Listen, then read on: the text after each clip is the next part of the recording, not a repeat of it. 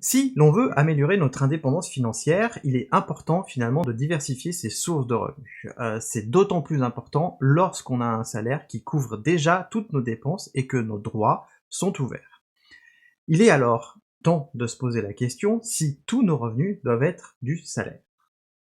Bonjour à toi cher Etipreneur et bienvenue dans cette nouvelle vidéo où on va parler de revenus et de salaire. C'est quoi qui les différencie pour moi? C'est quoi finalement que je mets derrière chaque mot? Mais ça on va en parler. Alors, si tu ne le sais pas, je suis entrepreneur dans une coopérative d'activité et d'emploi, ou dit autrement une coopérative d'entrepreneurs, ce qui me permet d'avoir un statut d'entrepreneur salarié. Ce qui fait que j'entreprends, et en fait mon chiffre d'affaires, je peux le transformer en salaire. Donc le salaire, qu'est-ce que c'est? On va commencer par là. Le salaire, pour moi, en tout cas, c'est un revenu immédiat qui me sert à satisfaire mes besoins à court terme ou à moyen terme. Ce salaire-là, il est soumis à des cotisations sociales qui permettent finalement d'obtenir des revenus différés comme indemnité chômage, indemnité maladie ou la retraite. Je suis au régime général, ce qui fait que quand je tombe malade, j'ai des indemnités maladie sans aucun problème, contrairement à plein d'entrepreneurs. Si tu t'intéresses à la coopérative d'entrepreneurs, je te mets en lien une autre vidéo que j'ai faite qui t'expliquera ce que c'est que la coopérative d'entrepreneurs ou la coopérative d'activité et d'emploi. Mais en fait, je voudrais faire une petite incise sur ces revenus différés, parce que c'est important de l'avoir en tête. Donc un revenu différé, il est lié aux cotisations. Cotisations sociales, qui soient patronales ou salariales, c'est-à-dire que si tu regardes ta fiche de paye, tu as une partie salariale qui est comprise dans ton brut, et une partie patronale qui est comprise dans ce qu'on appelle le super brut, qui est en fait ce que l'employeur paye au final. Et ces revenus-là, en tout cas ces cotisations sociales-là, sont importantes pour nous les salariés parce qu'elles ont été arrachées au patronat suite à de nombreuses luttes pour justement nous protéger et nous assurer une sécurité.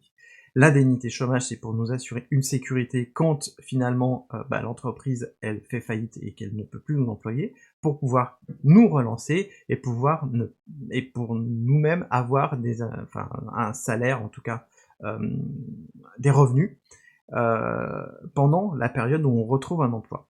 Les indemnités maladie, c'est quand on tombe malade ou qu'on a des problèmes de santé, dans ce cas-là, c'est la collectivité qui nous aide, et la retraite, c'est évidemment les cotisations que l'on paye, qui payent les retraites de nos anciens. Et ça, c'est très important de le comprendre, c'est important aussi de comprendre une chose, qui est parfois peu vue, et parfois peu compris, c'est que ces cotisations sociales, elles ne sont pas gérées par l'État ni le gouvernement. Ces cotisations sociales, elles vont dans des caisses qu'on a dit paritaires, qui sont gérées à la fois et par des salariés et par des patrons, donc des employeurs. Et c'est ces caisses paritaires qui gèrent ces indemnités et qui gèrent ça. Et c'est important de le comprendre parce que c'est bien nous, salariés, ou nous, employeurs, je suis les deux, donc voilà, qui gérons ces caisses. Et ce n'est pas ni le gouvernement, ni l'État. Ça, c'est important parce qu'on a tendance à considérer que ce sont des taxes. Mais non, non, non, non, non, non. Ce ne sont pas des taxes, ce sont des cotisations sociales, parce que justement, c'est géré par des caisses paritaires. Ça échappe à l'État. C'est plus tout à fait vrai, parce que ces dernières années, notre gouvernement a mis la main sur une partie des cotisations indemnité chômage, des parties des cotisations ACEDIC, on va dire. Ces cotisations ACEDIC en tout cas la part salariale a été vue diminuer. Vous vous rappelez, on a amélioré le pouvoir d'achat, votre net est plus important, etc. En fait, ce qui s'est passé, c'est que les diverses lois ont transformé ces cotisations sociales en revenu net.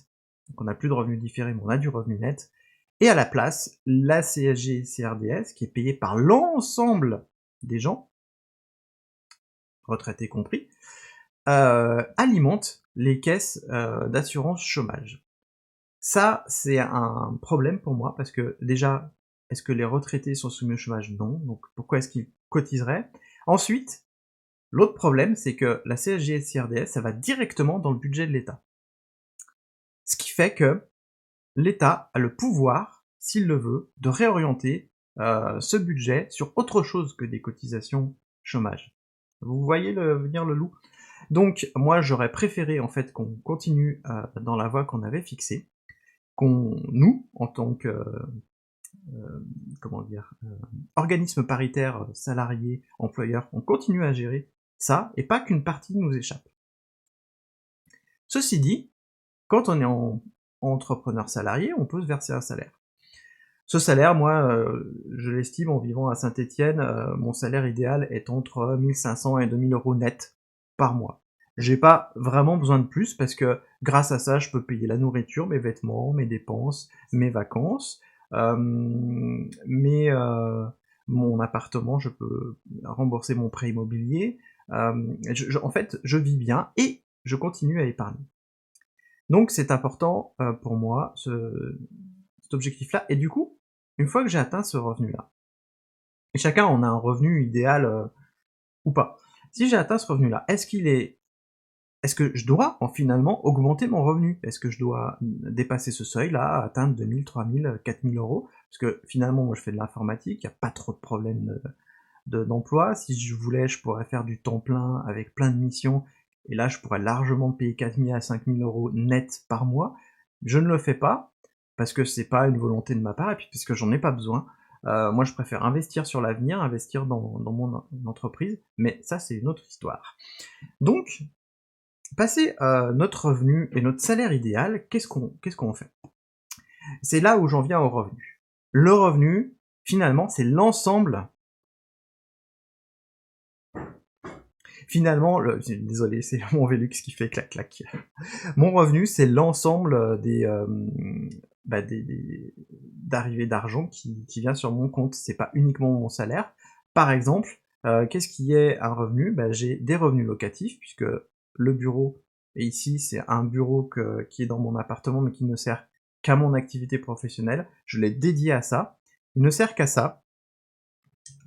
Il ne sert qu'à cette activité-là, et du coup je le loue à mon activité, et mon activité paye un loyer. Donc j'ai des revenus locatifs, j'ai des revenus parce que j'ai des actions, j'ai des revenus parce que j'ai des parts dans des entreprises, j'ai des revenus parce que je suis auteur ou j'ai été auteur et graphiste, donc du coup j'ai des droits d'auteur, ce sont des revenus aussi différents. Ce ne sont pas du salaire, tous ces revenus-là ne sont pas du salaire.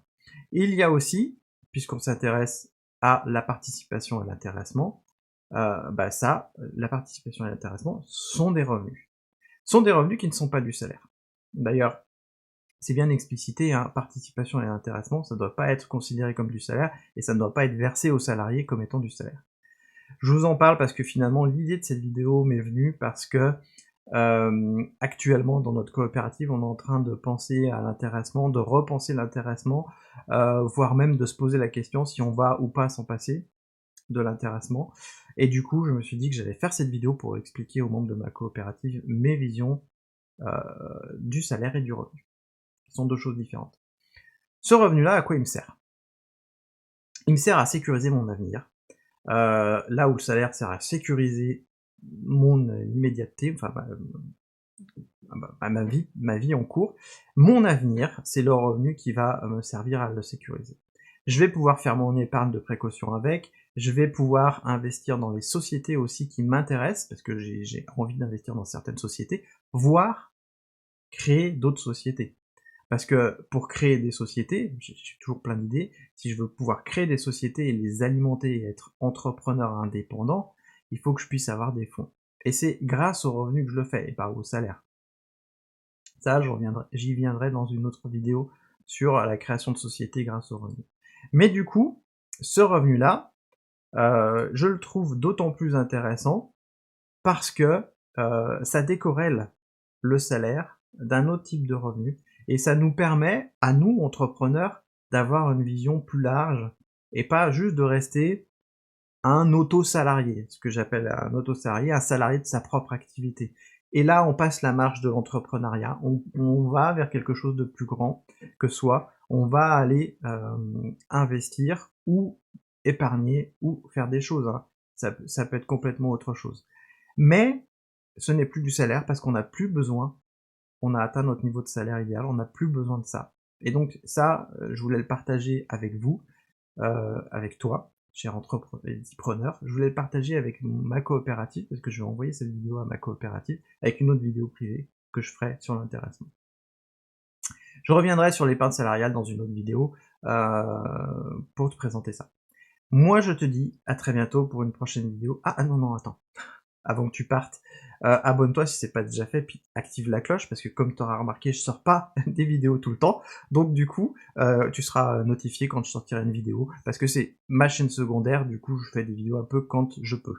Donc voilà, je te dis à très bientôt pour une prochaine vidéo.